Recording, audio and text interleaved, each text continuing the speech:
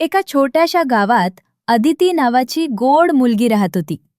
तिला गोष्टी ऐकायला खूप आवडायच्या. पण तिला नेहमी एक प्रश्न पडायचा. गुरु म्हणजे देवासारखे का?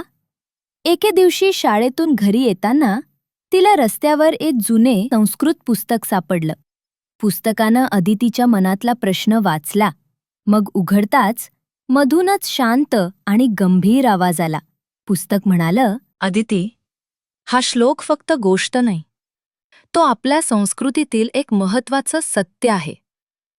फार पूर्वी गुरुकुलांमध्ये मुले गुरूंच्या आश्रमात राहून शिक्षण घेत गुरु शिष्याला फक्त वाचायला लिहायला शिकवत नव्हते, तर संयम, प्रामाणिकपणा आणि योग्य जीवनमार्ग देखील शिकवत. त्या काळात गुरूंना 3 रूपात पाहिलं जायचं. पहिलं, ज्ञान देणारे. दुसरं, जपणारे. तिसरं, चुकीतून सुधार करणारे. म्हणूनच हा सुंदर श्लोक तयार झाला. गुरुर्ब्रह्मा गुरुर्विष्णू गुरुर्देवो महेश्वरः गुरुः साक्षात परम ब्रह्म तस्मै श्री गुरवे नमः. गुरुर्ब्रह्मा, गुरु नवज्ञान देतात, जसं ब्रह्मा सृष्टी निर्माण करतात. गुरुर्विष्णू, गुरु शिकवलेलं ज्ञान टिकवून ठेवतात, जसं विष्णू सृष्टी सांभाळतात. गुरुर्देवो महेश्वरः, गुरु आपल्या चुका दूर करतात, जसं शिव अज्ञान नष्ट करतात.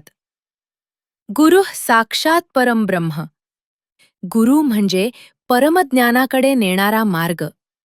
तस्मै श्री गुरवे नमः, अशा गुरूंना आदरपूर्वक नमस्कार.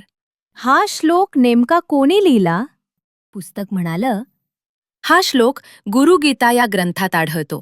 गुरुगीता हा स्कंदपुराणाचा भाग आहे. हा श्लोक भगवान शिव आणि माता पार्वती यांच्या संवादात आला.